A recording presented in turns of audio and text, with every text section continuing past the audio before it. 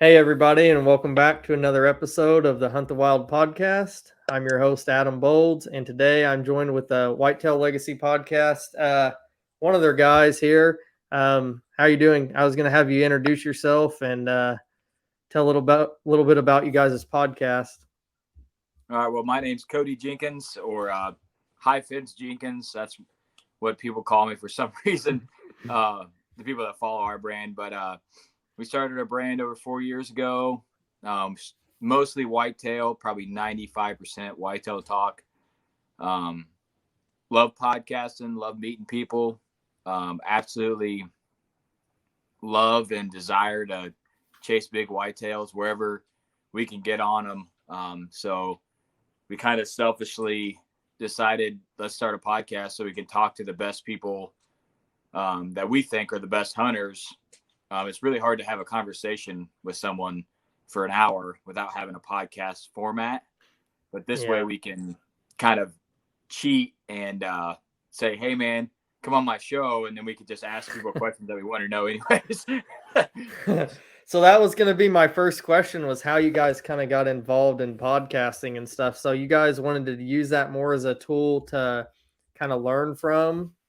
Yeah, so I had started listening to podcasts, and I started pretty much probably where everybody started, Wired to Hunt. That was like my go-to one. I started to listen to it pretty religiously every week, and it was just cool. It was something new. It was content that you could get, while you're driving or at work. And that was probably 6 years ago. And then started, found that and then started diving into it. Started listening to Working Class Bowhunter quite a bit when they first started. And just like every podcast, then there wasn't a lot of these smaller brands that have smaller name people on.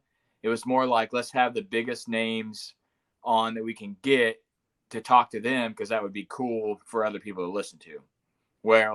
Whereas me and my co-host decided that it would be better to have people that nobody knew on for us. So we just started our brand and had no one famous on for like 3.5 years. Just had like random guys that shot a big buck, or random guys in our area that we looked up to. That's what it started with. And kind of took, the same free flowing idea that they had, but took it to where we didn't have any celebrities on. We just had regular dudes out there just like us that were getting it done on giants. And then it evolved into, we had the Public series, then we had the Legend of the Woods series, and then we had the One That Got Away series. We just try to keep coming up with the best content for like a normal everyday hunter that is out there that might not be able to relate to someone that's at an outfitter or that has a giant farm or something like that. We do the Legend of the Woods series, and some of those are crossbows, rifle kills, shotgun kills, bow kills. But it's just cool to hear stories of giant bucks. You see the picture on Facebook, you never really get to hear the whole story. You just see this picture, and a guy might say this county in Georgia or whatever, but you don't really get the whole feel of what's going on. And I was like, let's just message people and have them come on, which a lot of guys will, but a lot of those bucks are already like, the story's already like took for like, Rax magazine or something. They've already guaranteed the story for them. So we can't have access to it. But I tell the guys, like, that's cool. That's an awesome way to go. But with this, it's free for people to absorb. Like, the content's out there. If you want your story to be well known, it's better to go on a podcast, I feel like. But if you want it to be in a magazine, go in a magazine. But we miss a lot of the bucks because of, they have liability issue, or, they have legal documents or whatever with magazines that say, hey, don't tell your story until we release. And sometimes they're like a year out. So. Yeah, I never realized that was a thing. I struggled for a long time too when I first started listening to podcasts. I struggled to find content that was relatable, because I'm like you guys, like I'm hoofing it on public and different stuff. And when people are hunting these big giant tracks that are well manicured and everything else, it's like just not relatable. So I think recently, or maybe it's because I'm in the podcast game now, it seems like there's a lot more guys coming out for like average dudes. But there Yeah, for a while, it seemed like it yeah. was just like you couldn't find anything that was just like a normal everyday guy. Is like you're either 100% or you're like not in it at all. Yeah, when we first started, there was a few brands out there. The Hunting Public hadn't started their podcast yet. There was a few like brands that had podcasts, but they were looking for giant names that they already worked with in the industry to come on and talk about what they had going on. So that's why we loved podcast. We're just trying to fill a void, something that we wanted to hear. And I was like, well, if, it can't be that hard, which we figured out, once you get an idea what you're doing, it's not that bad. But first starting, it's a disaster. It was a disaster for us. But yeah, once we got the flow of it, now, we talk to who we we talk to whoever we want about whatever we want. And we feel like if it's content that we would like to hear about, there's other guys that are like us that can get some value from it also. Yeah, I'm the same way as far as like the podcasting, like getting started and everything. I researched it and researched it and researched it. It's you can make it as complicated or as simple as you really want to, as far as like when it comes to like buying a mic and finding out what platform to use. But like you said, once you get kind of rolling with it, it's actually very simple. And that's something I wish I could have found more information on too, is how to set up like a hunting podcast, because I searched and searched and searched, and it's just like, use this website because of this, use this website. So you just kind of got to dip your toes into it and just kind of run We've with been it. on 3 different hosting sites since we started, trying to feel them out. And I bet you we've had at least 10, probably more brands or people message us and ask us how to start a podcast. And we literally take pictures of everything that we have and say, this is how we do it. This is what we do. And we've always been real adamant on, like, a lot of people don't want competition in the industry. We've always had podcasts on, because we were always like, we have no more right to do this podcast than you do. So if everybody wants one, they should be able to have one. And your content, someone's going to click with your stuff way better than they're going to click with my stuff, and vice versa. You're in a different state. You're in a different stage of hunting. You're doing different things hunting wise. So your personality and your style is going to click with people like mine. Mine is going to click with people opposite of you, So I think it's important to have multiple sources. And now, like, there is so many podcasts out for people to get intel. When I first started hunting, I wish there was this much content out to absorb, because it would have saved me years and years and years of messing up repeatedly, over and over, and not knowing what I'm doing wrong. I could have listened to one podcast, an hour of my life, and been twice the hunter I was over those years. Yeah, I'm not really sure why it's so like cutthroat when somebody like says they want to start a podcast or something. Like I'm the same way as you guys. Like I'm more than willing to help you out, help you get started. Like you're not going to hurt me in any way. Like I'm not making any money or anything on this. I'm just like doing it for fun. I mean, so yeah, I mean, helping each other out is a good thing. Would you mind running through kind of like, just kind of real quick, like what platform you guys use, maybe like what mic setup you guys use, just in case somebody hears it on my show, they can kind of like go in that direction? So we started with Podbean. It was kind of an okay, cheaper version of what we needed. Once you get in the game so long, you're kind of like, hey, what's our numbers looking like? Like, we want exact numbers of what states are listening, where people, are tuning in, what state does the best weekly, what area in the state does the best, and your exact numbers. Like, Apple is weird. They won't release any intel at all about numbers. And even there, like you go to Chartable or whatever, where it shows like the top 200 podcasts. Yeah. That's off of like listens, reviews, new listeners coming in. There's like an algorithm.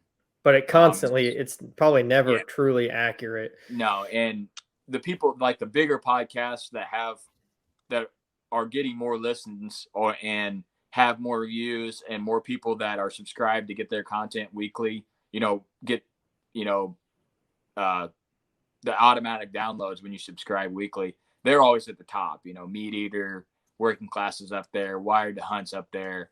But there's nowhere else to really get that. Like, how am I doing? We're out here, we're doing this. So we went to Lipson. Costs money, but you get really good intel of what exactly is going on. It doesn't cost a lot. I don't know the exact amount, but I want to say it might be like $18 to $20 a month. Like it's not very much. And it goes per amount of data, of course, that you release. We do a weekly show. Sometimes we'll do 2 a week during season or something like that. But we've never went past our threshold. But we found a lot of value going that route instead of, we know what states are listening, the area of the state that's listening the most. If we have a guest on from a certain state, we can see a peak in that state. It's pretty cool. And then we can see kind of what content clicks better with what states. So then say we're going to have a guest on from Wisconsin that we haven't had on before. Well, last time we did a podcast about this topic in Wisconsin, we did that topic in Illinois, but a lot of Wisconsin listeners listen. Okay, now we'll have someone from Wisconsin talking about that topic. It's really helped us kind of put the pieces together. Homie, he's my co-host. He does all the audio for the soundboard, setting everything up. I've done it maybe 5 episodes since we started. Like he's almost always there. And then I do all the scheduling, the planning of the episodes, and doing all that. But we just run an Audio Technica mic. You can go USB or aux on it. Oh, where am I? Yeah, USB or aux. They work really well for us. They're like $90, I think. We do have some headsets. I don't know what they are though, but homie just ordered those, so we're just now getting those. We normally, like, if we do a travel podcast, we're normally driving down the road like this, just driving and talking. I have 3 kids. Homie has 2 kids, and we're just really good at utilizing what we have. And then we have a Yamaha soundboard, 4-point ports.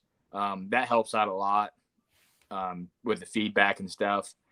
And that's about it, man. We keep it pretty simple. We run all the phone calls. We run through here, run it into the soundboard, save it onto an Apple computer with GarageBand, and that's how we do the show. We do Zoom everything. We put all of our videos on Last Breath, and we Zoom call everything. The Zoom call videos is actually the Zoom call audio. So I just send that directly to the Dropbox to him, and he puts it up on their YouTube right off their Zoom. So we pay for Zoom too monthly. I'm not sure exactly what it is to be able to save your audio files, but it's probably not the most the cheapest way with Lipson. I know Anchor's free. I don't know what the data's like on that, but yeah, I actually use Anchor, and I think I pay $20 a month for like unlimited, but you could definitely get by without it. I do use, like, I look at the numbers and stuff on there too. Like you're talking about, I'm not sure how accurate they are all the time, but when I first got into this game, I thought I needed to have thousands and thousands of dollars of equipment. Nah. I mean, technically you could get on any platform for free. I bought, these are $30 headphones from Best Buy. I couldn't even tell you what brand they are. And I'm using just a small Rode mic here. I've got about $100 in my equipment. These these came from Five Below, which is a store that is $5 or less. Yeah. And our couch is a refurbished couch that someone gave me. I got some old kitchen chairs in here. We're on a fold out table. Like, I bet you our whole entire setup is $500 without the laptop, though. You could record it to something else, but we just use the Apple laptop because of GarageBand. You could do a whole podcast off your phone with no mic, no nothing. Your audio is going to suffer a little bit, but it depends on what you want to create. You could do it off your phone, off Zoom or whatever. That's the only audio you got. You don't do any editing. You just put it up there, and some people might love that content. That's one thing that we learned over time is when it's just audio, it's kind of iffy, but video content, you can have the best content in the world and some people just don't dig it. And then you could have some guy who's got a handy cam out there shooting deer and people love it. It's just how it is, man. It's hard to find out what people like. And I don't think a lot of people know what they like until they watch. Everybody likes different shit, you know what I mean? And then you might like stuff for a couple months and you might find something else that you really like and go that route. But we've had pretty much the same stuff for 4 years and still recording episodes.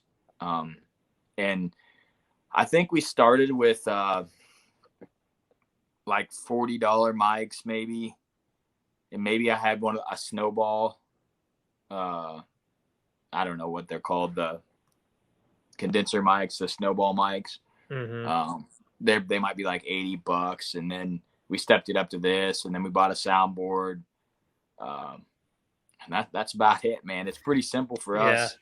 Yeah. If you guys have any questions about it, I'm more than willing, and I'm sure Cody is more than willing to answer any of your questions about it. You can go as expensive or as cheap as you really want. Like you said, you can get on Anchor and record straight from your phone, download the app for free, and record it from a tree stand if you want to. Just kind of depends on, like you said, the kind of content you want. If you want to do it while you're mobile, you want to do it from a room in your house. Just kind of up to the content creator. So I just got a little addition onto my garage that I framed in, and it's where I work, my workout studio, podcast studio, where I hang the bucks. And I mean, no heat, and an air conditioner in the window. It's nothing fancy over here. That's what works. So can you kind of tell me how you got involved in hunting and kind of like more so bow hunting? Well, when I first started hunting, my first ever kill was with a bow. I started later than a lot of other people probably did. But when I started late and I got my first bow kill, I was just a terror to any deer that existed. I shot a tall, tight 8-pointer for my first bow kill on a farmer that I worked for named Haggard, out of a climber. I was a cool kid before I knew I was a cool kid. I was hanging, hunting with a climber, first bow kill, deep onto this guy's ground, scouting, looking for rubs and stuff, not really knowing what I'm doing, watching Realtree road trips, that's about what you had to watch. And, going on there and be like, oh yeah, this bottom here, some rubs. And I set up and I ended up killing this buck. And I had a Darton bow, 70-pound draw.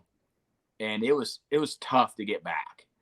And I had very little knowledge about like bow tuning, setups. Like, okay, I can hit the target pretty solid at 20 yards. I'm going to go hunting. And my dad wasn't in it. My grandpa was in it, but he was more into the rifle side. And we grew up in Missouri. And then once I killed that deer, I had a kill now. And, you start showing people at school and they're like, oh yeah, I bow hunt. And then it just went into, it was an obsession. And I just went on a wrath where anything that moved, I would pretty much try to get on. There was no limitations to what I killed. There was no, oh, it's a spike buck. It's one of my cleanest memories of my first ever miss that like devastated me was I was sitting in a barn loft on an old Ford bench cab truck seat that I like pulled up in there, and they had the old square out the front, and there's this overgrown pasture, and I rattled in this spike buck. It was the first buck I ever shot or rattled in, and I had a 12 gauge slug gun, which I was in Missouri. Could have had a rifle. I don't know why I had a slug gun. For some reason I did. Probably the bullets that I had available at the time. Yeah. And I shot right over his back at like 60 yards. And it just devastated me.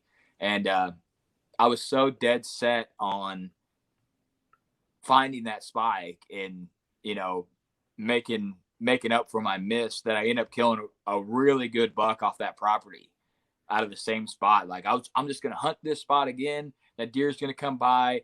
And I got permission on this ground. And it was like magical, man. I've never been on ground so good. And I ended up killing a really good 10-pointer. And then that's when shit started clicking, like, okay, I can kill good deer. I need to figure out what is kind of in the area. And then that's when I first got my first trail camera with the giant D batteries that went into it. That's when I really got addicted to, like, okay, I really like this buck. Let's try and find him. And then that's when I started doing that. And then when I got out of high school, I started natural gas pipelining for a few years. Wasn't able to hunt for like a year and a half. And then when I got back from that, I moved to Illinois, and then it was just like, holy smokes, there's giants up here. I moved into an area and was hunting public, killed a really good buck off of it. And I was like, okay, let's do this every year. And then I struggled for a while trying to figure it out.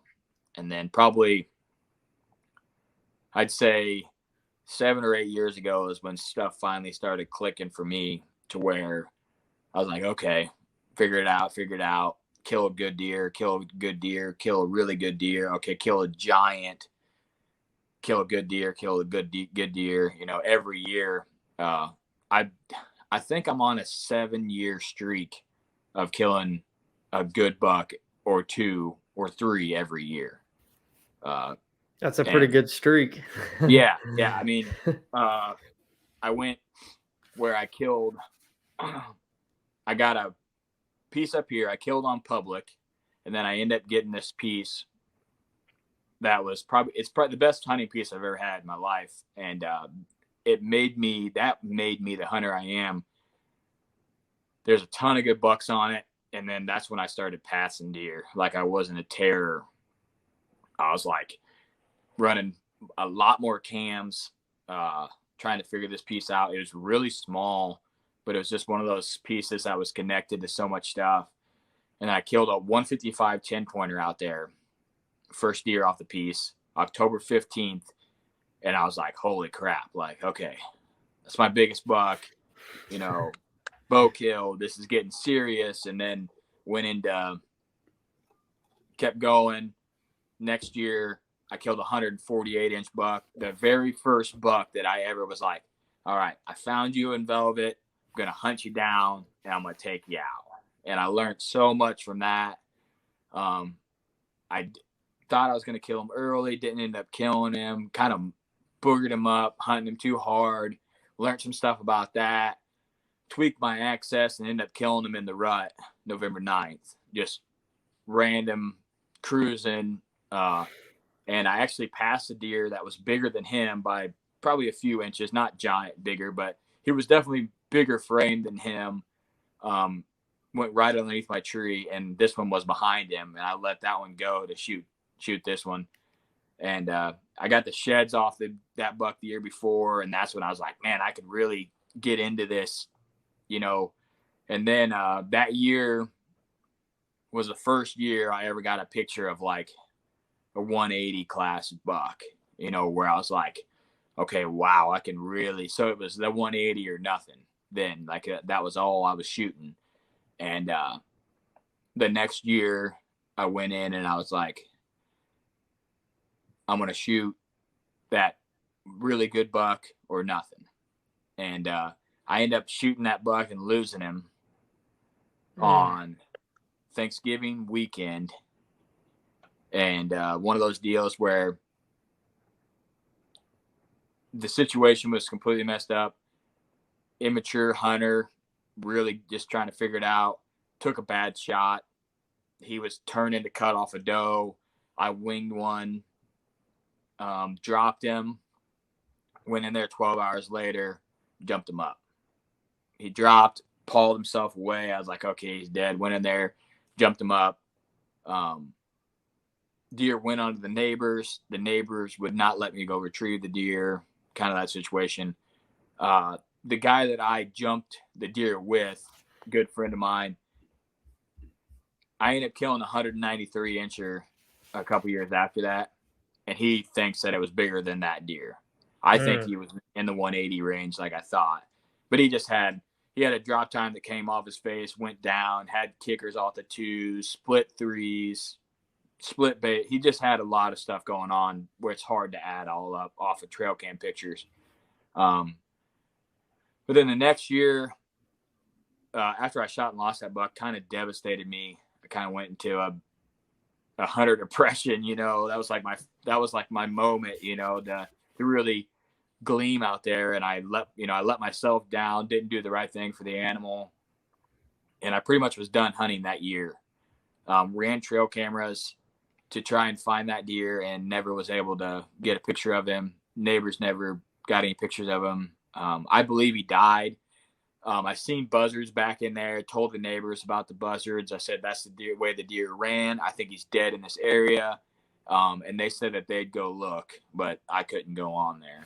So let me, I've never been in that situation. Kind of run me through, were they hunters or were they like anti-hunters? They were hunters. The guy, it was a leased property. It was shotgun season, but the second shotgun season was coming up. They didn't want me in there bumping stuff out. It was late in the year, it was November. Mm-hmm. There was time for me to get in there, and I don't know. So I had already killed 3 bucks off that property right next to him, and he hadn't killed at all in those 3 years. Yeah. I think that kind of made a factor of it. The property that these deer were coming off of, he was hunting the next year, which was just like a 48 acre CRP pasture type of ground. He moved in onto that piece and started hunting it. He's not a bad guy. He just doesn't put a lot of time into hunting. And if you want to kill every year, that's one thing, no matter how good you are, you have to put a lot of time into it. And he just has other obligations that he does. We still talk to this day. Called the game warden. Nothing I can do if he has the legal rights to that ground. That deer is technically his if it's on his property. I don't have permission to go get it. Man, that hurts. I was tempted with, I will not say the game warden's name. He doesn't work around here anymore, but I was tempted with the only thing they can get you with is a trespasser's fee. And you get a ticket, and it's up to them whether they press charges. But if there's no damages done, then more than likely nothing. But I took the option of, I'm going to scour every piece of ground that I can get permission on, and then I'm going to ask him again. And that's what I did. So I have to go back to work after Thanksgiving to be able to get my Thanksgiving holiday pay. Well, I scratched that, so I lost 3 days of pay right there that I should have got paid for holiday to go look for that's commitment there. Oh yeah, I was devastated. I was calling people, out there just nonstop scouring pieces that I could get on around that place. And there's a lot of people that were really willing. I said, and now that I think about it, that guy said, well, do you have a picture of the deer? The guy that wouldn't let me on. And I said, well, I do. This is what he looks like. And if you find him, I'll show you and I'll know. I should have said, hey dude, you're a hunter. Like, I should have broke it down to him. Like, this is once in a lifetime kind of deal here. Let me get on there. You know, I'll do the right thing. I won't bump stuff. I'll go midday. What do I need to do to get? I could have really pressed it, but after calling the game warden, I was kind of pretty discouraged. I'm like, well, I either trespass, but I didn't want to lose the property that I was already on. So I didn't want him to go to the property owner and say, hey, this guy's trespassing. So I opted to not do that. But I mean, with every bad, bad thing, there's a high. So the following year, I found a buck bedding area during that scouting mission when I was tracking that deer, trying to find it, and rubs all over the place. And I was like, man, this is really good. And if I didn't have permission to walk that property to look for that deer, I never would have seen this buck bedding area. So I'm like, man, I bet you they're bedding here, coming off of that onto this on my property, feeding these acorns, and then going out to this ag field. And I was like, well, the way I was accessing this, I was probably bumping whatever was bedded in that bedding area before I even got there. So I waited till a cold front come in October. It was raining and high wind. I already had a stand hung in there in January, and I went in there and killed a 9-pointer, 149 inches, come right out of that bed, right to me, 5-yard shot, perfect broadside. First hunt going in there. Everything played out perfect. And if I wouldn't have been looking for that deer, I never would have found that spot. And was able to, that was the very first deer I ever filmed get killed too. Filmed him hitting a scrape, handy cam, old school footage, and got him hopping the fence. There's like they had hogs on this property. There's an old broken down hog fence. He hops that, then it's a 5 to 8 yard shot, perfect broadside, and he goes down. I see him go down. It's perfect. Big giant brows. I'm a brows guy. I love giant brows. He had giant big brows on him, and I was like, man, I strategically planned this. It worked out. I called my cohorts and I said, I'm going in. It's windy. The rain's going to stop. I'm going to get wet. I'm going to get set up, and I'm going to kill tonight. And everything worked perfect. So I was like, okay. And I ended up killing that 9-pointer. And then I got a picture of another 170 class deer that year. And I was like, damn. So I didn't tell anybody. And rule number 1, don't tell anybody. These other guys, I didn't know if they ran trail cameras or not, or how serious they were, but he was getting pretty edge in late season. So I was like, okay, here's my redemption. I'm going to go in there and I'm going to put all the eggs in the basket. I'm going to kill this deer late season. Hunted him all the way to the last day of season. Never seen him. No encounters. He ended up making it all the way through season. Got both of his sheds. I'm like, perfect. He was kind of busted up right at that 160, high 160, 170 mark. I'm like, okay, this is my go-to. I know I'm going to try to find this deer. And I had the next year come, found him, and he was huge, dude. He was massive. He's the one we talked about a long time ago on the podcast, Mr. Freeze. And I put never hunted harder in my life and was passing really solid bucks, like silly. But the ground, everything's situational in life. You know, you get good ground, you do different things. You lose the ground, you do different stuff. It's just how the older I get, the more I realize that every couple years you change a little bit as a person. The way you do stuff changes a little bit. And I was in a stage where I had really good ground, and the opportunities were so high that I was passing deer I wouldn't pass now. And I ended up killing that deer at shotgun season. He's 193 inches, official Boone and Crockett. I thought he was over 200 when I killed him. I had no idea. But when you watch one officially get scored the first time, you're like, man, I need to come back and rescore everything I got on the wall, because shit is really tight when they score. And but was able to take that deer off the same property. The word got out that I was hunting there. The landowner posted it on a land selling website with the pictures of the bucks that I had sent her from killing off there. Sold in 3 days. And I was able to get all my stuff off there, finish out the year. And but man, there's some studs. And I don't think I'll ever have a piece that good. And the crazy part about it is 43 acres. Yeah, that's not very big. No, it's almost perfect size. In my opinion. It was all timber, 43 acres. But the properties around it is what made it.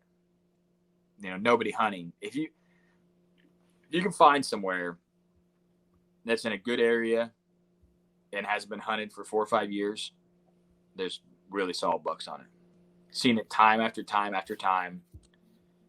If you know, especially if you know someone that hunts within a half mile, 3/4 mile, and there's been no one on that property for 3, 4, 5 years, it's super good.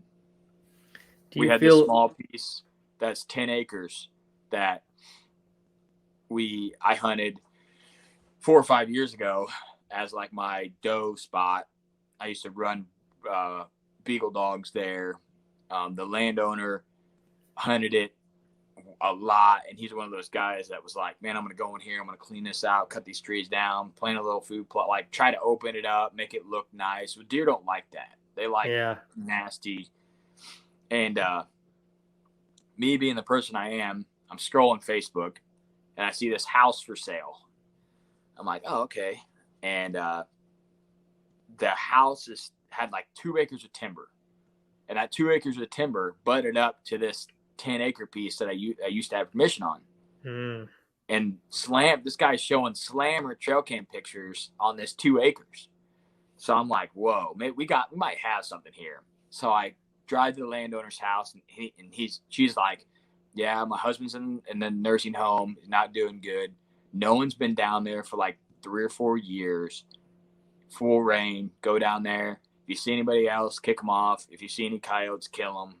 She's a cat lady. She's got a bunch of cats, and she's like, if you see any coyotes, kill them. And we're right. This is like right in town. It's like right just outside of town. And put a trail camera up on a mock scrape, and there's 5 shooters on there. One daylighting, and that's the buck that second buck that I killed this year. Jeez. He's in there at noon hitting the scrape in October, and we go in there and kill him. So this 2 acres is bumped up to the 49 acres, or is this a different property? It's a different property. This 2 acres is bumped up to this 10 that I used to have permission on. That I just was like, man, there's too much going on. He's in here too much. There's no big deer here. Yeah. 3 or 4 years, nobody on it. You come back. So he pushed all those deer to that 2 acres from all of his pressure. He's thinking he's helping it, but he's making it worse. Yeah, and that guy's got pictures of slammers because he's trying to sell the house, and he's like, I'll put these pictures of these deer up, maybe entice someone to have this 2 acres. And I was like, what the hell, man? A couple trail cams, you ain't gonna hurt. And I threw it up there and went and pulled it, and I was like, Jesus, there's a triple main beam buck on there. There's my 8-pointer, one that looks just like it. There's one that we call Trailer Park. He's a 10. He's got split brows and kickers going all over the place. Probably a 16, 17-point deer, but he's just got shit going all over. And it's literally just because nobody's been in this place, and it's loaded with does. Did you tell the guy? No. Well, the guy's in the nursing home. No, I mean the neighbor. Did you tell him that you're hunting on it? He actually sold the house to a good friend of mine that doesn't hunt. So I'm hoping I can scoop that 2 acres. Yeah. And just run a cam in there. Maybe something's better in there. Maybe not, and get another access point to the 10 acres from his 2 acres, and just go like, hey man, I'm not going to tell him what's in there, of course, but I'm going to say, hey, I hunt this piece right next door to you. I know you don't hunt, do you mind me parking here? It's a little better parking, and I can scoot through here to get access for a different wind or something. You show him those pictures. You might go to his house one day. You might have a brand new bow and a tree stand and everything else. He probably would, but don't overlook those small pieces that have not been hunted for a while, because that one snuck up on us, man. We were like, holy shit, we're out here sleeping. And then I went and killed. And then right after that, homie went out there, my co-host, and almost killed a mid 150s 10-pointer like a week after I was there on just random buck on hot does. So the only thing I did go in there, I was like, when there's does on here, this is where they used to bed. I'm going to put a box scrape up here. Boom. And just getting pictures. Do you feel like kind of getting kicked off these properties, or people kind of forcing you off per se or whatever? Do you feel like that's made you a better hunter? Kind of like having to adjust? Yeah, we did a stretch on public last year. Pretty much we hunted all public. I've hunted public pretty much nonstop. Even when I had the good property, I had like a crappy wind or it's hot or something. I love hunting. And when I didn't have kids, I would literally go every single day. Like, that's what I did. Get off work, get to the woods as fast as I can and hunt. My wife, when I met her, she grew up in a hunting family. So she was like, well, yeah, it's whatever. Just go hunting, and then we can meet up after it gets dark at 6, and we could go supper or whatever. And I'd go all the time. So we did that stretch on public, and I got on giant deer out there just like I did everywhere else. There's something that I say on our podcast a lot, and I think you get a knack for, like, you get to a spot and you're like, okay, yeah, this looks good. This is laying out good in my head. There's probably a solid buck in here. And I really think that's true. And then once you hunt in an area long enough, I have a really good memory about knowing where big deer are killed, like really big deer. Mm-hmm. And if I could figure it out, I always put that in the bread bank. Like, okay, this one was killed over here. Is there anything that any public that's close, or is there any pieces that I could possibly get on to lease or permission, or because we have a permission piece. It's not very good.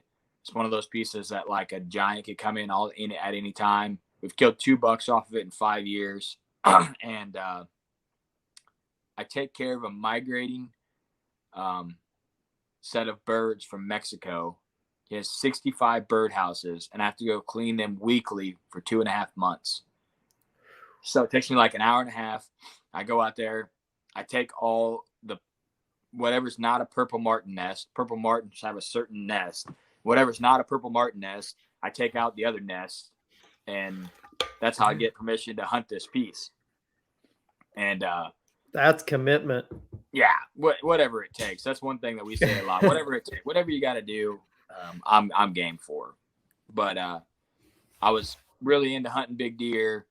I lost that piece. I got permission I got a lease on a piece that was probably better than the one that I had before. It was way more acreage. It was 95% ag, but it was the only ag in the area. So you would drive by the season, and it was just insane. And the guy was in the nursing home. It was during COVID. It was a disaster to get to meet him, to talk about it. Here's the map. This is what I'm thinking about wanting to hunt. Think about a price. Great guy. And he had a guy that was leasing his pasture for cattle. And that guy didn't want anything to do with us. And he ended up getting us. The guy was basically like, hey, I'm not going to lease your cattle pasture anymore if you're going to have hunters out of here. And the guy was paying a lot more for the cattle pasture than he was for us. So the guy's like, I can't have you out there. I'm going to lose this. I'm in the nursing home. This guy mows my yard at my old house. And I'm like, that's fine. So we lost that. So we went 95% public. Was after deer out there. We called Magnum PI. He was I had him in the 185 range. We encountered him 63 yards. Grounded at him, snort wheezed at him, wouldn't come in. He ended up getting killed the very last day you could hunt out there, because it's a weird season. It goes in and out with the goose seasons in the state of Illinois. Yeah. if the goose hunters out there, they don't want deer hunters out there spooking the geese off the fields and all that. But anyways, he ended up getting shot the last day out there in the morning, and the guy said he's in the 190s. He's gonna let me go see him when he gets back from the taxidermist. But incredible deer. I'm in a really good area for deer, and then like I said, I've scooped all this knowledge from there's a little piece over here that a good one come off of. I seen a good buck over here, and then I try to piece it together. And then this year we got another lease, and turned out to be, I thought it was going to be really good. Turned out to be garbage. Turned out to be not very good. So I'm not always right. There's a lot of times that I'm not, but we were walking it, and it was feeling pretty good. And I had a really good feeling about the area. But one thing that you can never really tell until you're on it is hunting pressure around it. And that makes that. There's a lot of hunting pressure around it and makes it not as good. So me being the guy I am, I bucked out right now. So I don't have any tags. Gun season, I load my kids up and I'm driving around. That truck's over here. That truck's there. Or there's a truck there. Well, there's no truck here. There's been a truck there the last 5 years. I'm going to check tomorrow. No truck again. So now I already got leads on potential leases or property for next year that maybe someone's hunting, maybe they're not hunting. But there wasn't a truck there. And I wouldn't have not known that if I'd have been sitting at the house. So I got all three of my boys in the back of the truck, make a stop at the gas station, get some juice and some push pops, and we're trying to scout for something, and homies still have a tag. So I'm still running cams like a wild madman. Still pay huge mobile cam fees. We got so many mobile cams, but still pay huge mobile cam fees to run around and try to find these deer. Not only for him to be able, he still has a tag, but I'm looking for something for next year, trying to find him now to potentially kill for next year. So. Yeah, it seems like it's a constant, it's a 365 thing. It never ends. You're always looking for that next. You're like a junkie. Yeah. Oh yeah. I'm bad, dude. Like I said, when my kids get older, I've talked about it with people, and I feel like if they like to hunt, I'll probably transition with them.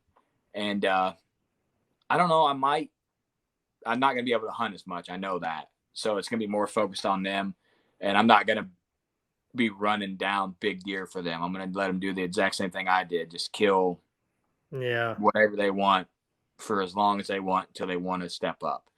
But hopefully by then, if everything goes right, I own something small, and they won't have the problem of me just trying to find a place to go all the time. Like, that's was my hardest problem for the longest time. I live in an area where I'm not originally from, and you don't have those those connections, childhood connections, and all that stuff. Yeah, this buck right here, right there, that's my wife's first and only deer ever.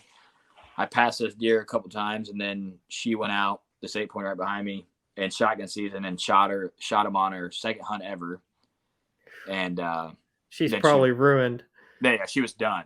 Yeah. She went out the next year and had the opportunity of some small bucks and some does, and didn't take it.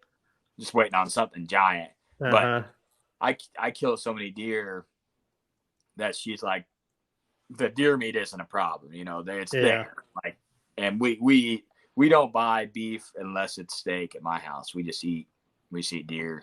That's how we are. I cleaned up on some does this year. I think we ended up killing, I don't know, 6 does or something, but that's all we don't buy anything from the store. We might buy a bag of chicken maybe once every 6 months, but yeah. We eat a lot of chicken. We eat a lot of chicken in my place, but no burger, unless we're having cheeseburgers, but that's something. Yeah. We don't have a lot of cheeseburgers, but I want to jump into like some like post rut kind of strategies for anybody that kind of hasn't filled their tag. Something I've kind of not really heard people cover much. Do you think it's possible to pattern deer like this time of the year, like post rut, like 100%. yeah. Yeah, I think it's one of the best times to pattern deer. Let's talk about that a little bit. Let's dive into it. So I'm from the Midwest. I'm from Illinois. So this is going to be based as kind of a Midwest. This is how we do stuff, how we've had success. Don't want to sugarcoat it. Our late season game, killing wise, we've killed a couple late season, but a lot of times we're either bucked out looking for next year's deer, or we're out there grinding, and sometimes we get it done, sometimes we don't. But when it does click, the stuff clicks magically. So this year's secret ace in the hole is we are looking for an alternative food source that potentially could be overlooked. And we found some public land. It's pretty far away, but it has standing sunflowers. And the deer are just hammering them from dove season. Mm-hmm. And the deer are just hammering them. And we got mobile cams on them. And there's a couple pretty solid bucks on there that we are just, homies just pretty much waiting for a cold front to go in and hunt.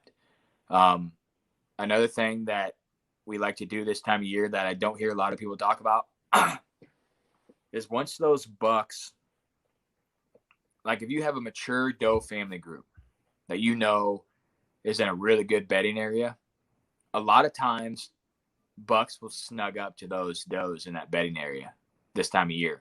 They're not wanting to breed. They're just wanting to herd up. And if you can find a really good bedding area where a lot of does are, sometimes there'll be a late season buck in there with them. That's what we got going on that 10-acre piece right now. We got a buck. He's accessing the bedding different than the does, but he's bedding in the same spot. The does are coming out different than him, but he's in there.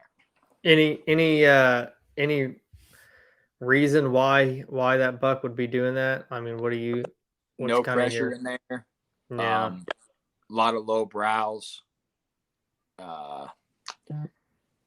Good for him on the wind, in and out. And he has a lot of does to alert him if anything comes in. You think that's why he's with the does? Is for alerting? Yeah. Yeah, I feel like they herd up in the winter.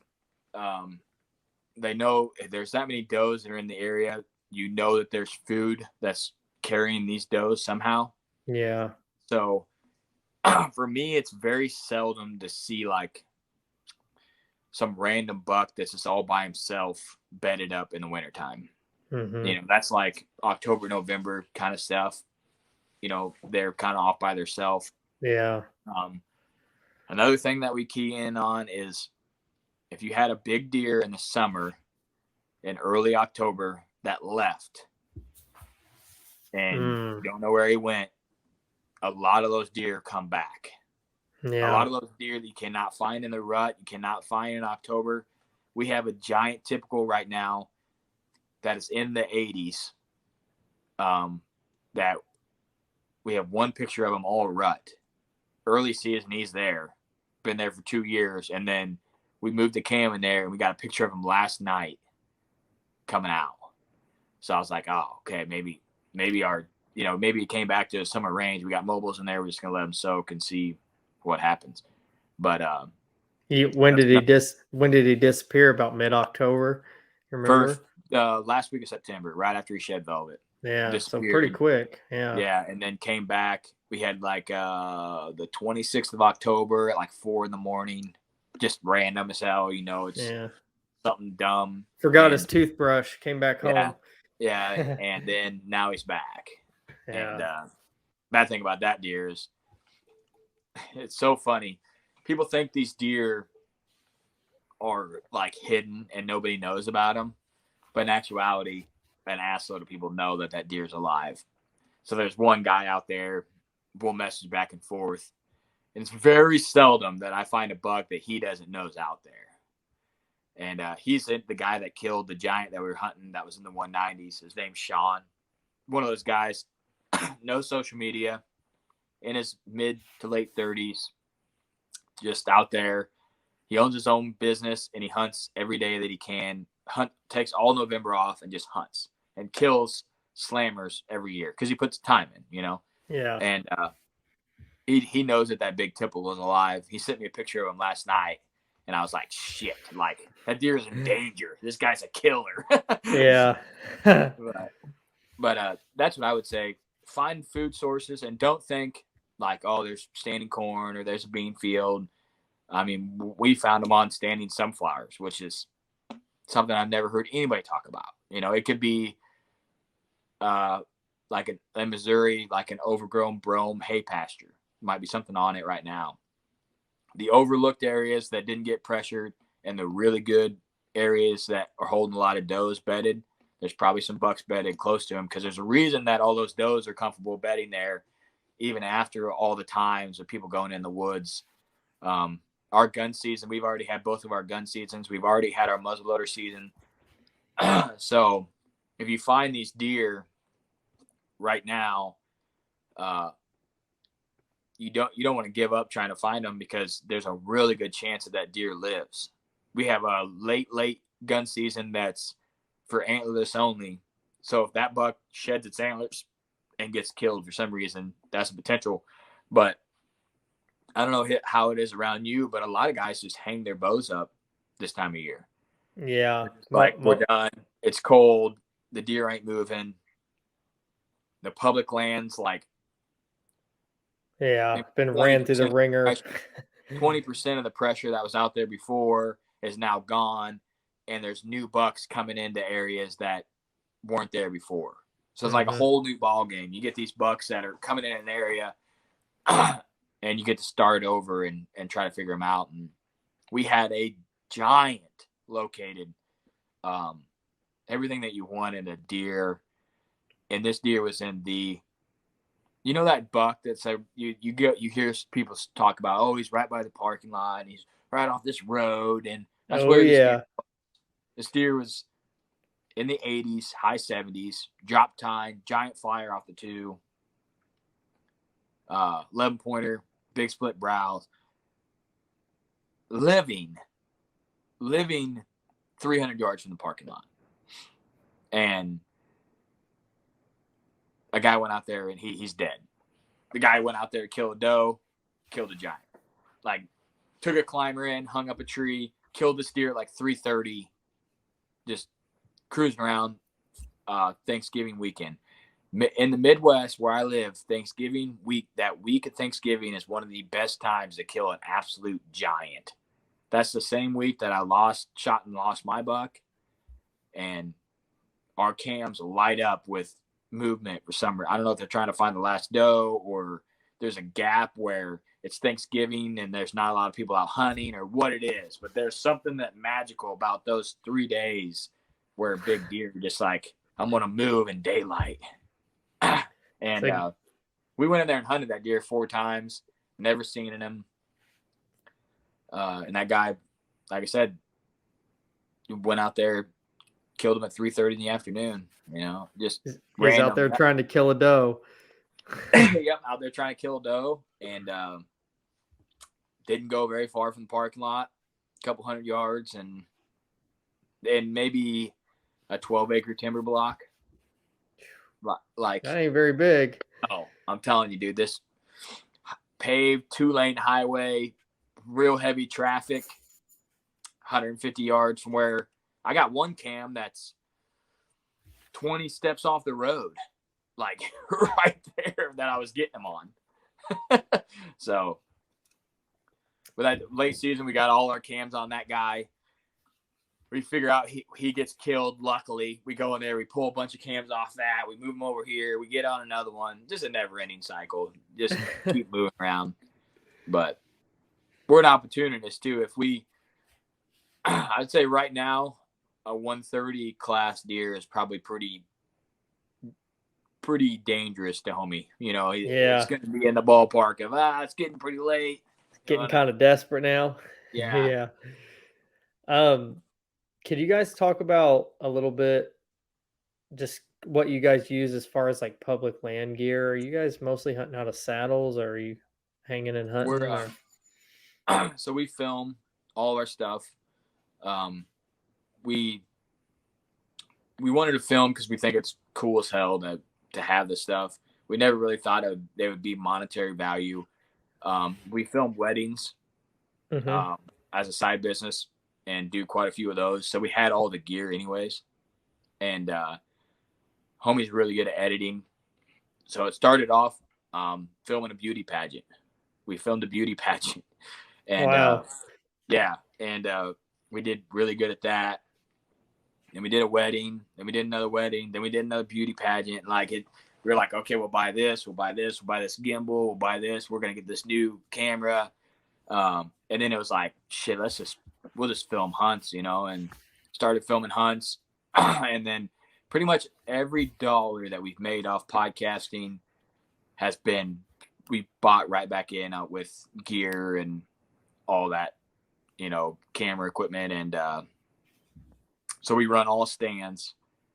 Homie has a Lone Wolf Assault, 2 full-length Lone Wolf sticks, 2 mini Hawks with cabelators, Lone Wolf custom gear cabelators. I had a Hawk Mobile with 4 Hawk Minis with 1 cabelator last year. And we were, like I said, we were 95% public. I did 37 hanging hunts that year. So I decided that if I'm going to do this, I like this style. You learn a lot more doing that. You get to see a lot more area. It makes you want to move when you do that. You're like, well, my stand's down anyways. I might as well try over here. Instead of, people say that they wake up and they're like, oh, I got this stand here. I can just slide right in it, and that kind of dictates where you hunt more than where the actual deer movement is. And so I just bought a full custom gear setup, mini sticks, 4-8ers, expensive as hell. I'll tell you this right now. It is expensive as hell. But I did 32 hanging hunts this year. And because I film after I tagged out, I've been filming the whole time. So it's worth it for me. A guy that don't do it very much might not be worth it. But I allocated funds to that and didn't buy other stuff this year. You got to figure out what you want. But I would say that I'm pleased with what it is. I haven't used a lot of the other lightweight stand setups. I bought the Hawk last year when it come out, that all the stipulations was the weight was wrong, this was wrong, and I had to change it up a lot to get it to what I liked. I put a Novix kicker on it, made it a cam, not a ratchet strap stand, made it a cam buckle stand, and I liked it. I hunted all year out of it, packed it all over the place. Did me really good. But I like this setup a lot better. It's just easy to use. You have the backpack that integrates all that into it for we have custom gear. We have a really good friend that owns a company called Lock and Walk, and his name's Jim, and he makes a carry system out of old Army material, a lifetime warranty, and that's how we carry all of our stands. And it looks a lot like the XOP version of the waist belt. Yeah, but the pads are way bigger on this. It's got a 3-inch waist belt, and it's designed to go on the tree stands. It's pretty comfortable. Yeah, real comfortable, and makes a huge difference. Like if you have an okay setup with shitty backpack straps and you get something that's anywhere remotely decent, it's going to change you. I told homie, my co-host, I said, I don't want to say this stand is like, I can't say I can't go that far because this shit's too heavy. Like I got the best there is. So I have no excuse to go, well, if I had lighter stuff, I might be able to go another day. Or I just want to eliminate all that. There's no, well, if I had better gear, I'd probably get hung quicker, or there's no question. I got good shit. Like it's on me now to perform. So, but both my kills were out of it this year. We maybe hunted out of a preset stand 5 or 6 times this year. Just we got a brand new lease, hung 0 stands on it. Just completely private lease, just going wherever we want it. Because you don't know the property. You hang a stand because it looks good, and then you hunt it 2 times. You're like, damn it, I need to be 100 yards over there. So you take the stand down, you go over there and hang it.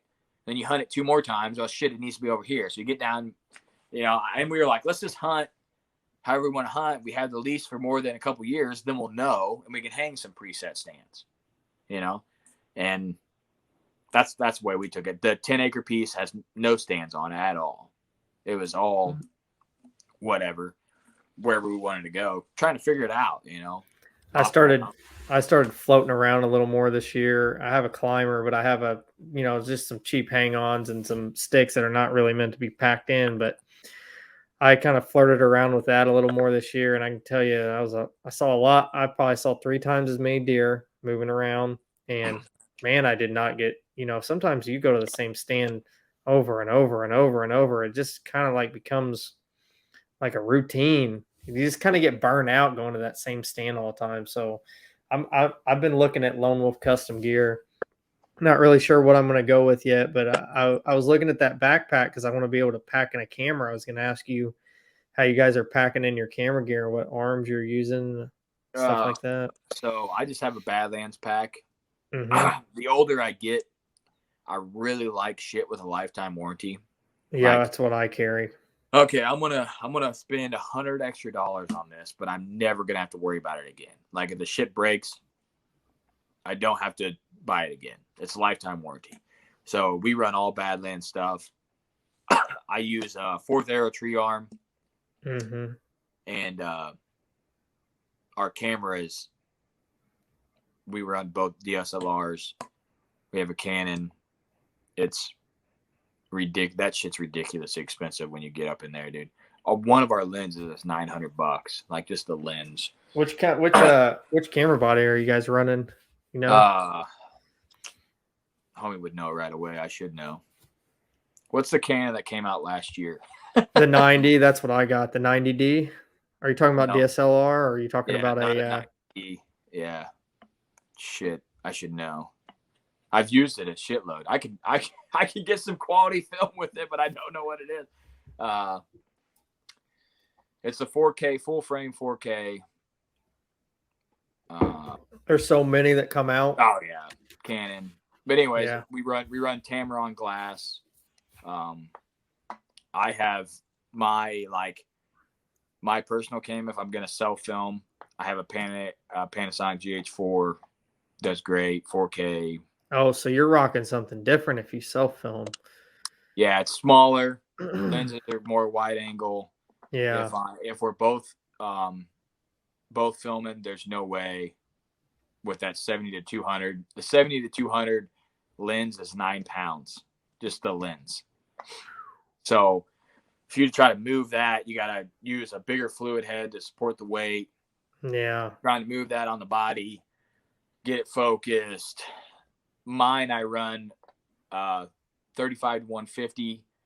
So if shit gets hairy, I can bump out, hit the autofocus, and roll. We don't do a lot of self-filming. Very, if homie's got something going on, I'll go out. But we got kids, so sometimes the schedules don't meet up. Yeah. We'll go. But yeah, I run that as a self-film. But if we're filming together, man, it's going to drive me crazy that I don't know the name of that camera. Been using it since turkey season this year. Don't know it, but yeah, that. But if you want to, if a guy wants to film, put in as much money as you think that you want to do. I don't know what your budget's like, but start out with something reasonable. You can get my camera with a kit lens used for probably $350 right now, and you can get 4K mirrorless footage that's pretty crispy. And if you get some good glass on it, the glass is more expensive, of course, but you buy the camera first. Okay, I like this. I want to do more. Then you get a glass. We do a lot of our walk-in footage on a GoPro. Yeah. A ton of it. And those are real reasonable. $150, you're in the game for a GoPro. but it's real cheap, real easy to get. But that's what we run. And our full, like if we have the full setup in the tree with the arm and the audio, it's probably 3,500, somewhere around there. But we've been doing it for 4 years, and we film video or weddings on the side, and we've took that money and combined it, and okay, we're going to spend 1,500 on a body, we're going to spend 900 on a lens, and we got sliders and gimbals for each camera, and we got 2 drones, we got a lot of shit, but we get cool content. But what's cool to me and what's cool to you is different. So someone might be able to go out there with a regular like Campbell camera, that you can buy. Yeah. Get good quality stuff, and another guy just digs it. He loves it. Or I'm getting like real crispy, high frames per second. A lot of guys don't care. They don't know what's going on, and you're spending time editing. That's why we decided to give all of our content to Last Breath TV instead of doing our own YouTube. We got our own YouTube. We put our podcast up on, just keep it fluid, but the video podcast all goes to them, and all of our video content goes to them. I've heard guys talk about just the way that other guys edit. They don't like the way that a certain content creator just edits their stuff, the way that they chop stuff in, or it's weird what people, you just never know until you put out your... Everybody's got their own preference of what they like. And like I said, one guy might think this is super cool, and one guy, they don't understand the time it takes to edit a lot of stuff. Yeah. And like me, I can watch something now. I can show cutaway. I can tell what's cutaways. I can tell what's added in later. So can you tell me some things that you guys struggled with in the 2021 season, or something that you're still struggling with? I know your partner's still trying to kill his buck. Yeah. So we started off the season with like the weirdest thing. We had a buck on cam consistently for 18 days in daylight, and then went in and killed him opening evening. So we went off like high, like super high. I was following that story. Yeah. Yeah. And went in there, killed him opening evening, and he ended up being a 152-inch buck. Homie killed him. Awesome deer. Called him Pickles. Kids named him. So we were rolling. We were like, hell yeah, this is going to be a great year. And one thing we struggled with, which we talk about on our podcast a lot, is we run an ass load of cams, what we consider an ass load of cams. We cover a lot of different public lands. We cover a lot of different areas. And we run 14 mobile cams, and we're at like 32 cams. So the rest are regulars. They're all different types of brands, all different shit. We try everything, see what we like. I think the value, I know there's that ethical feeling about mobile cams, and I feel like if you're fine with the ethical part of it, that they are a absolute giant advantage. I have never had a buck on cam and then went out there that day and killed them. Like, I've never had that happen, but just not having to go in there and check and pull a cam with the pressure is giant. The time, like I keep saying, we're dads, so time to even run cams has got to be planned out with your wife, whether they're going to stay at daycare longer and you're going to run out for an hour and a half. Like, you got to plan everything, so you don't even have to worry about it with mobile cams. And MRI, most recent information, is huge to know, okay, this buck's still in this area. Am I even going to go in there and try to hunt him? But with having all those cams, knowing what cam is what when two guys are setting them up. So homie sets up cams. He sends me a map. I set up cams. I send him a map. Well, I went in to kill this buck on public, and I end up going to the wrong cam, thinking that it was the other cam, and hunted him twice and never seen him. And one time, How far apart are these cameras? Quite a ways. But it's the same looking uphill, same kind of timber layout on It's a the same. monastery. It's the same plot, though, right? Yeah, same plot. Okay. Yeah, they're probably 300 yards, 400 yards, and it don't really dawn on me until one night, or the night I'm out there, the deer's like really close to daylight on the cam. Like I should have bumped him when I was getting down and going out of there, and I was like, man, I didn't bump anything. And I should have seen him on that cam. It's 25 yards from me. And then that's when I was like, oh, man, something must not be clicking. And then homie was like, oh, this cam's over there and that cam's over there. So we started naming them all. Like if you could name them, started putting a name on them to where we both know where they were. And that's something that we struggle with. But then the 8th of October, we killed another buck. Then the 28th or 27th October, we killed another buck. So our October was clicking really good.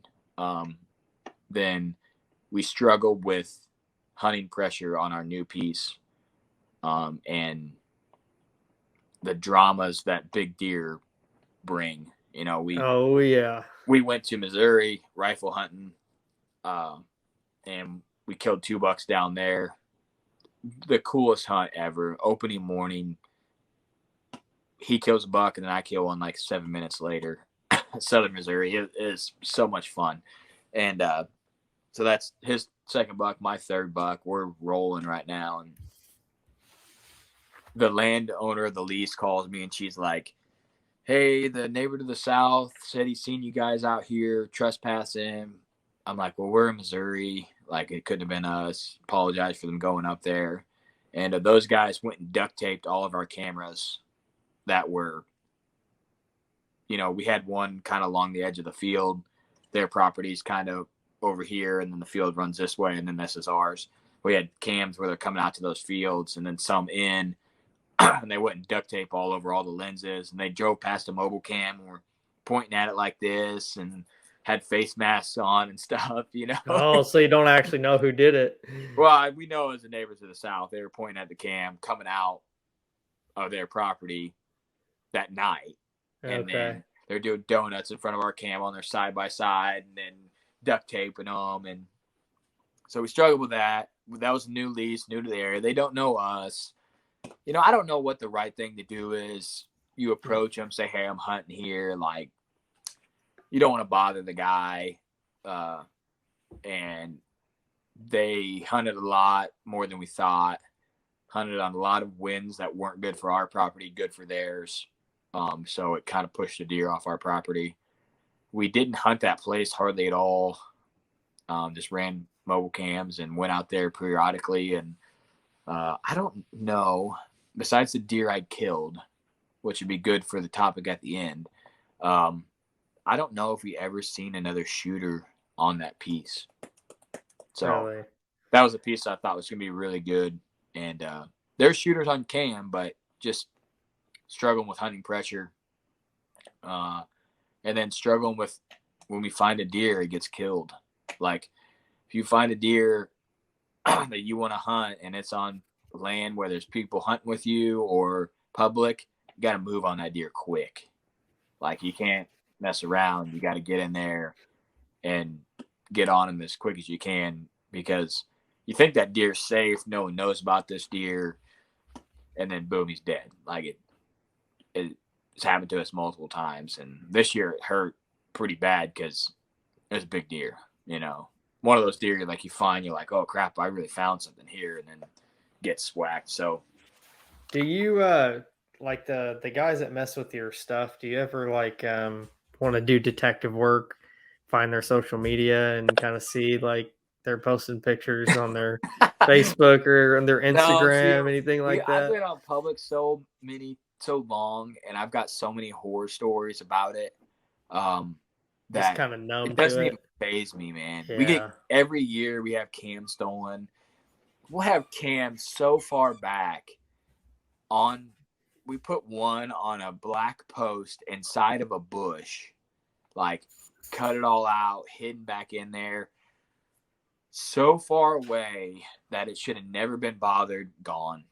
We left it all year, gone. This year we had SD cards pulled, SD cards put in backwards, batteries flipped out, put in backwards. Like, people are malicious when it comes to deer. Yeah, deer They makes don't want to. people. They don't want Deer to put makes the them work stupid. in, getting a camera out there, putting the batteries in it, when they can just walk by and check someone else's and figure out if this is a good spot to hunt or not. Yeah.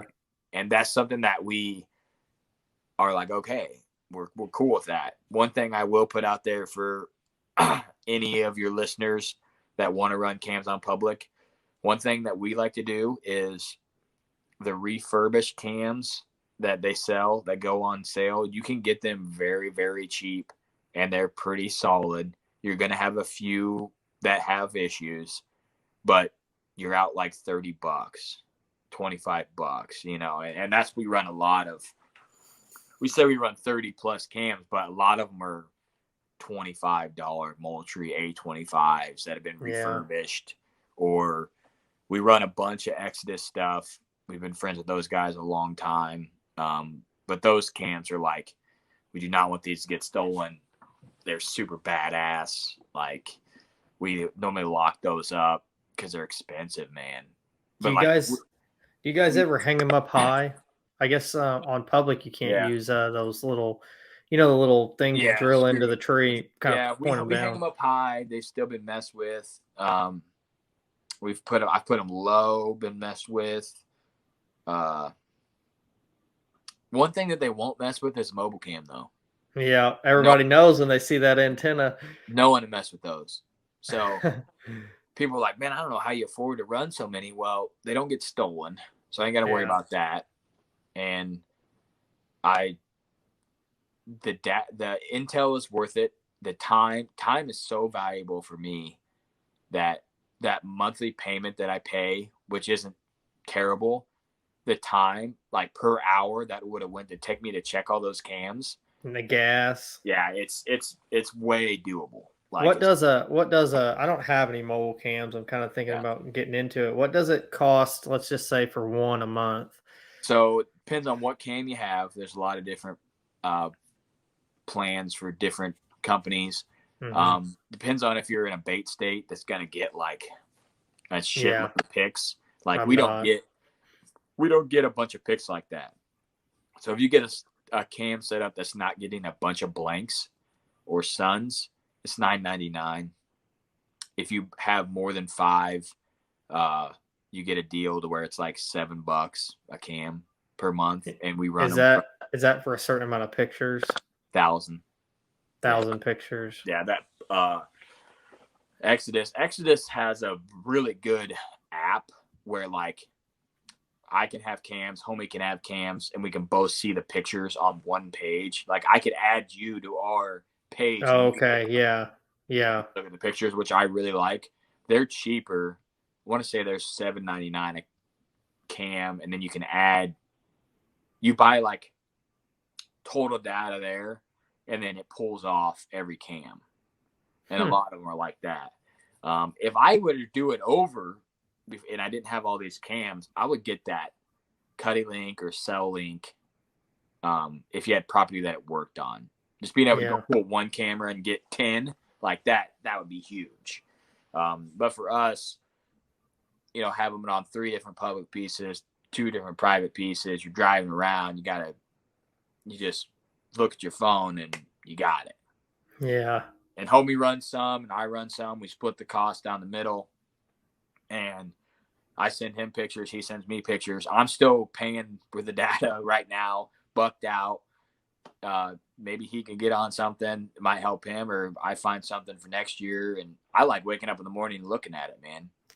Guilty pleasure. It's one of the first things I do. I wake up, roll over, get out of bed, walking out to the garage, work out. I'm scrolling through the pictures like, all right, what buck's alive? And it's cool to see. It's cool to see even on those public ground that's really pressured, those deer live, man. We get deer out there 3-4 years consistent. We can't kill them, and no one else can. So, it's smart. Yeah, that's how they get big. Yeah. I wanted to ask you guys, because you guys have kind of been in the podcast game and the industry for a while, and you can decline to answer if you want. I don't want to like step on any toes, but what's the biggest issue you got, like you and your partner? I'm sure you've probably talked about it, like you guys see in the hunting industry. Uh, I know that can be a very broad question. fakeness in the hunting Yeah. industry. So when when they haven't been in it, they don't know what it really entails. It really entails about, I'll just straight shoot you. It really entails about 5 companies that own the majority of everything that is in the industry. And those guys kind of pick and choose who they work with and what is seen from you guys. So a lot of people would think that a certain company or certain hunting group would be like a certain company would reach out to them and say, hey, I want to work with you guys. Well, a lot of times that company reaches out to an agency that's in charge of getting these guys stuff. And they say, hey, I got this opportunity. Are you guys interested? And they go through a middleman to get there. And the cost of what a lot of this stuff costs is astronomical compared to what, like, I thought, like what do you think a prime time spot on Pursuit Channel cost on cable TV? Like, if you put a show on a prime time slot, you would get like a Friday 6 to 7, and then they might throw you a bone and give you like a 1 a.m. and then maybe like a Sunday airing at 5 p.m. or something. We're gonna talk weekly or monthly? No, just one show. One show. Yeah. Gosh, I'm just gonna guess and say 50,000. Yeah, 60,000. Ooh, that's close. Yeah. Sportsman's Channel is 120 grand. That's for one recorded show played 3 times or so. Yeah, one episode for primetime slot, and then they give you a couple others. So you learn about this stuff. You're like, man, that's insane how much that stuff costs. And you see those ads that are popping up, to buy this stuff. And those people, that's how they're paying for this show. So the amount of recuts and stuff that's added that's not real in almost every hunting show that you watch.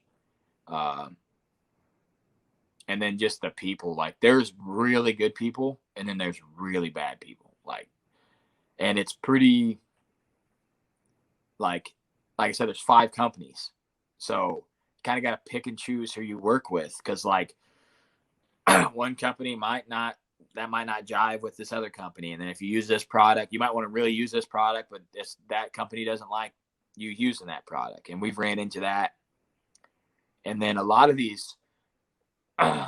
them are like sell your soul kind of things. Like, I've heard that. Well, you've been with us for 3 years. Like, well, okay, but I like your product. I like you guys, and a lot of, like us, we don't make a lot of money off of it.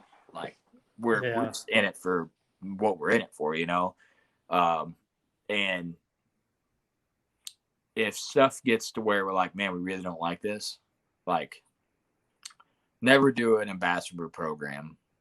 I've heard that. Or anything like that. We did that when we first started. You don't know. You have no idea. And like, if you want to try it and you can get your feet wet and see if it's something you like, you might like it. It might be right up your alley. But tell everybody why you shouldn't do it, or why you kind of err against it. So I don't know how. I'm just gonna let it rip here. Go right ahead. No filters here. So when they run a staff program, they're giving you a discount of, let's say you get your pro staff, you get 50%. Okay. So you're still buying their product. They're still making a profit off you at 50%, more than likely. That's how much the stuff is marked up. Then you have to share, blah, blah, blah, send pictures in. So say you were an outdoor media creator and I wanted to hire you to take pictures for my brand. Okay. Say I was going to post something on Facebook. You're going to get, depending on quality of content, $40 to $80 per picture that I use. The staff, you're sending them all that content for nothing. So you're not only hurting yourself to never be able to make that kind of money, you're hurting all the guys that have a career making content and getting the $40 to $80. And some of it's a lot more than that. I'm just saying, like, across the board average, depending on the quality of content, but you're hurting all the guys that are doing that for a living. And then you're doing it for nothing. And they're a lot of them make it like you're part of a group and there is a community. If you like communities, it's great. You get to meet a lot of people and there is opportunities, but there's very few people that ever come off of staff and are like, oh yeah, we're going to make it. And there's very few people that are making it in the outdoor industry. And what a lot of people don't know is those huge names that you see when you like get on Instagram or Facebook and they have a bajillion followers, right? They were on Facebook early. Mm-hmm. They were on YouTube early. They were on Instagram early. And they were paying for targeted ads when targeted ads were cheap. You get on someone's Facebook page and they have 500,000 followers. Okay. Facebook's algorithm is only going to let so many people see that page, that post, if people are engaging in it, commenting, liking it, and they get 30 likes, you got 500,000 followers. That's when you're like, okay, they're not fake people, but the people aren't engaged in what they have going on. So Facebook is basically not showing that to a lot of people. They're filling their page up with other stuff, same thing for TikTok, Instagram, all that. If you got in early, we got in early to TikTok. Everybody thought we were stupid. That's why we have 55,000 or whatever on there, because we got in early. You put a video on there and boom, it's huge because there's nobody doing hunting stuff on there. Right. And now there's a bunch of people doing hunting stuff on there. So it's hard to make a video go on there, So that's what I say the problem is. There's a lot of fakeness. There's a lot of shit that people don't know. Everything that you see some way or another is trying to get you to buy something and you don't even know it. Like Mountain Dew, for an instance. Mountain Dew put a huge push this year on getting in the hunting industry. And I don't know why, but you see, I'm not going to say any names or anything, but I've seen it. Yeah. Like there'd be a truck shot and there's Mountain Dew bottles in there. Yeah. Or there's an Instagram shot and there's Mountain Dew in the back. Or a guy's in a tree stand with a can of Mountain Dew. Like, really? Like, I don't know anybody. I don't know a lot of people that drink Mountain Dew. Really? Like, I'm not. And then no one's taking a can out there unless it's a can of beer. You know what I mean? That's the only thing that's making it out in the woods. There's someone listening to this who's like, damn it, I love Mountain Dew. I take it, But it's just shit like that. You don't even notice if you're not involved in it. It doesn't even come in your head. And then I see it, I'm like, God. And it's cringy. Yeah, I've been to ATA show 3 times and 2 times, I think. Yeah, 2 times. And I'm not gonna go this year. Been offered to go, and it's cool to go a couple times, but it's showboaty and it costs a lot of money to go. And Badlands Film Festival's badass. That's about the only thing that's really solid there. And you can go meet, people that run these businesses. A lot of times you meet like the VP of sales and stuff like that. And we're not trying to like broker any deals like for our brand. And if you're trying to broker deals, that's what a lot of people go there for. And everybody's got the next best great thing. And I've worked booths at ATA for companies, and that's cool. But the allure of the show is gone. But I would suggest anybody that can go a couple times and feel it out. One cool thing is a lot of people go there. So if you like you know, oh yeah, I'm gonna go to ATA. Oh yeah, we can finally meet up and hang out like after the show. So and that's cool. my next question was going to be, and of course you don't have to say any names, but have you ever been to like a trade show or whatever and met somebody that, I don't know, maybe you had just maybe not talked to, but you're like, man, they're probably cool to talk to, and then you get there and you find out they're like a prick? Yeah. Not really. I think No. most people are pretty solid. I got a pretty good feel of people online. I can get a pretty good jive for if I like you or not. Yeah. And I'm kind of a lot of people think I'm an asshole. I'm just not an asshole. I have no time for people that I don't like. So I'll literally just be like, no, I'm not going to talk to you. And it comes off as kind of maybe being a dick, but like I'll give you a few chances, and then eventually, I ain't got time. And I'm not a dick about it. I'm just like, I legitimately don't have time for negativity. I got too much stuff going on. Everybody's got an assload of shit going on. Yeah. But I'm super involved in my kids' lives. Like I spend an assload of time with them, crazy amounts. And I try to do the absolute best I can. I believe I was put on this earth to be a dad and a decent human being and try to kill a few good deer in between. But that's where I put all my effort in, is killing deer and being an absolute badass dad. So I don't have time for, like, I don't have a lot of friends, and like I'll talk to people, but there's got to be a lot of good there. But I've never met anybody that I'm like, this guy is an asshole. Yeah. I have met people that I'm like, this guy needs to, his pants aren't as big as he thinks they are, you know? Yeah. And that's hard. Like, you listen to a podcast and you hear some guy talk about, you know, the kills that he's had, and you're like, damn, this guy's kind of cocky. And it's hard to get a real good relationship with a guy, Yeah. you know, to understand what he's got going on. But after a while, you follow him for a couple years, you realize, like, okay, this guy's, you know, really wants to be someone. And we get that question all the time. Like, what's your end goal with the podcast, or what's your like dream? And there is none. We're just doing it. Like, there is no, I want to do this full time. I want to be a huge, well-known guy in the industry. I don't really care about that. Like, I like doing this, and it's kind of just the process, isn't it? Yeah, it's just whatever it is. And we've learned a lot, and we've grown over the years, and we've always said, if tomorrow we're like, hey, we don't want to podcast anymore, we're just not going to podcast. This is all there is to it. The best thing about podcasts is you just walk away. Be like, hey guys, it's been awesome. Love you. You know, we're doing something else. Like, the content is free for your listeners. So it's not like they're a paid prescription or something that they have going on.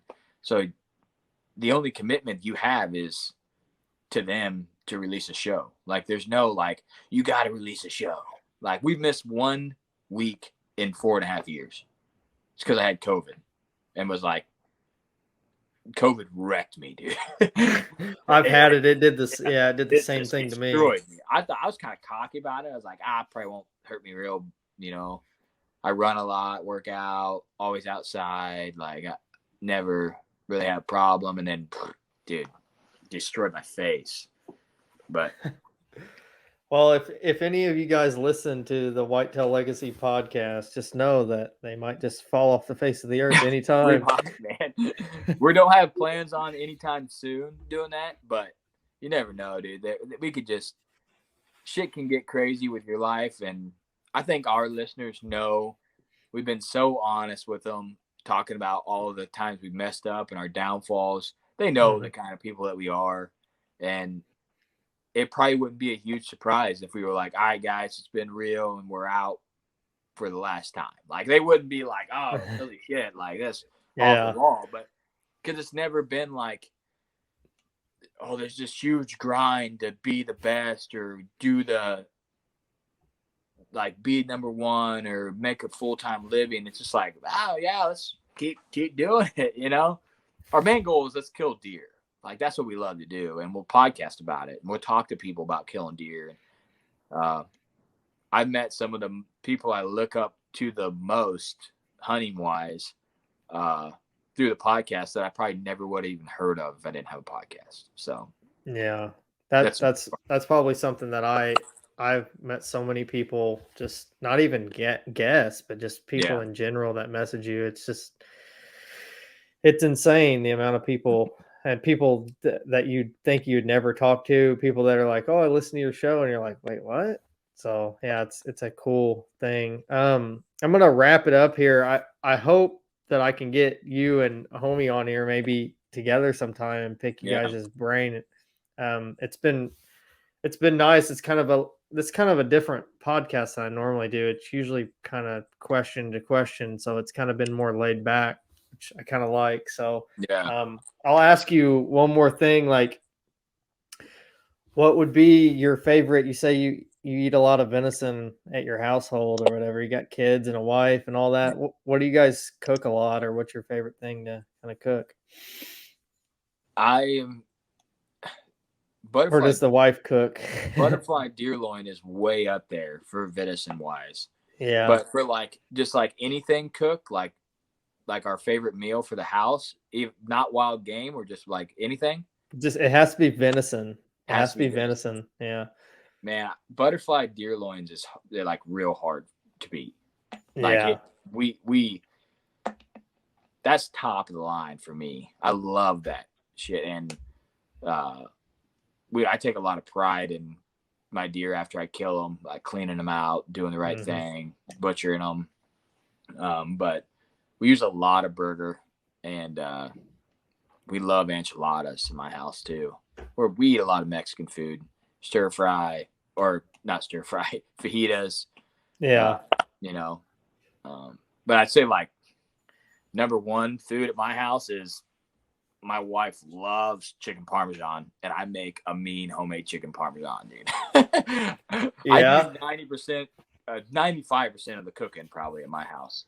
So that's like her. When I'm making that, she's like, "Oh yeah." You'd be on the good side then. Yeah. Well, can you tell everybody kind of, I know there's a million social media platforms out there now, and some people are on some of them and some are not. Can you tell everybody kind of where to find you so they can follow along with you guys' story? You guys put out a lot of content, so definitely want people to know where to find it. Yeah, everything's at Whitetail Legacy on Instagram, Facebook, TikTok. I think we're Whitetail Podcast on there. All our YouTube content's on Last Breath TV. That's where all of our kills go. All of our podcasts, video podcasts go. Instagram's probably the best platform for engagement wise for us. The Instagram personal message feature is really cool. I don't know if you use that to get a hold of people or not to podcast, but I think that's probably the best way that we get a hold of people to podcast. It's like sends it directly to them. Like a lot of people, like, you got to go to the Messenger app on Facebook, and then you got to be a friend and you might get it. But like Instagram, they get it and they might have to accept it, but they always get a notification if they have a message. So if you want to get a hold of us, that's probably the best place. Or you can email us, whitetail_legacy or whitetail_legacy at Yahoo. Homie loves email. I'm not a giant email fan, but he's always on there. And any business that you work with in the outdoor industry loves email too. They all like to do everything through email. I'm like, email? Just give me a text message, bro. Email's it seems a little outdated, but gosh, people still use it. And say, hey, I sent you an email. Like, dude, what are you doing out here? Just let me know what you need. What do you need out of me? Yeah, man. I feel like emails sometimes got to be formal in a way. Like, you got to sign it at the bottom, and you're like, it's just like the business way of doing things. And I'm like, you send me a text message that you sent me an email. I get on the email, and then I want to answer you in text message, but I'm like, I can answer this in like 4 words, but I got to send you an email. And then I think a lot of people like it because it like lays out the whole conversation and all that. Yeah, that's where you can find us. We release an episode every Wednesday at 11 a.m. Central Time. Like I said, we released an episode every Wednesday for 4.5 years, besides 1 week. Talk to well-known guys, not well-known guys, people that killed giant deer, people that killed their first deer, whatever. Kind of don't really have a set topic on what we talk about. Or all right, man. Well, I appreciate it, and if anybody wants to follow along with their story, you can find them. It's scrolling at the bottom of the screen if you're on YouTube. And I appreciate you taking the time. I know we've been trying to plan this out for a couple of weeks, and there's some scheduling issues, as you know how that goes. But I do appreciate it, and I'm looking forward to. I follow you guys, your story all the time. I'm always trying to figure out what the next move is. So yeah, well, we'll hopefully be able to return the favor, and I'll be able to do the same podcast with you on our show and pick your brain about why you started podcasting and what you got going on. So we'll get that lined out for the future for sure. Cool, man. I appreciate it, and I'll talk to you guys soon. All right, sounds good, brother. All right, see you, man. Later.